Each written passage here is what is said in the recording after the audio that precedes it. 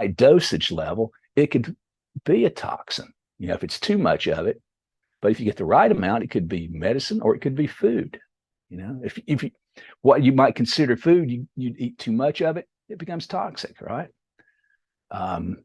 What about chemotherapy? You're administering a big, heavy dose of a toxin as a medicine. So that's kind of out of, like a Rasayana tradition practice. And this was the context that I thought of it in the other day when I was speaking with someone. Emotions. Now, our culture's labeled most emotions as toxic, right? Well, in certain doses, it might be. And if you don't have the skills to cook it, it can be toxic. But if you learn how to work with your emotions, they can be medicine, they can be food, food for your mind, food for thought, food for action, to fuel your actions, as well as to heal. Same with all these things. Bill was talking about the hand and finger drills that we do. You can imagine that if you did them in a certain way, you might create a toxin in a way, something that's it just came to mind. One night I was playing a little solo guitar thing at a coffee shop, and I was experimenting with my hand position as I was playing. I was trying a different way to strum and play, and I was experimenting with it, seeing if this is going to help me play better and sound better. And by the end of the evening, I could barely move my hand. And the next day, it was so sore, it was too much of it.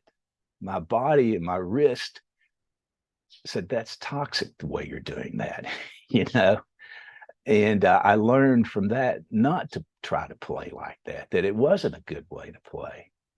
So, but on the other hand, doing some of these drills daily in the morning, they could be great healing practices. They could be good medicine for your trigger finger or your arthritis. So it's not so much the thing in itself that has these qualities. It's how you engage it, how you use it. Just like, any yoga pose. Headstands for some people might be medicine.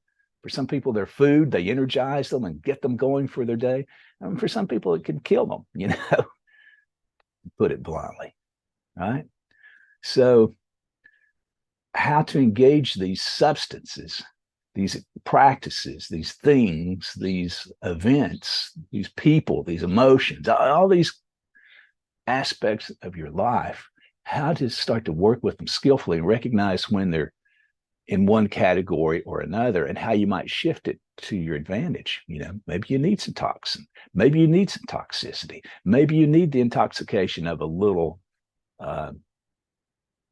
wine toast after, before a meal or something, so substances like that is what they started to deal with, alcohol and forbidden things in these traditional practices. How do you engage what's forbidden and turn it into something that's life enhancing, perhaps? So maybe within that whole general context of these Rasayana traditions, you consider what you're doing today. Is it, and sometimes you can't know until after you've done it, unfortunately, but what's healing for you? What's nourishment for you? And what's maybe to be avoided as you're practicing, right? So that said, maybe just close your eyes if you like, and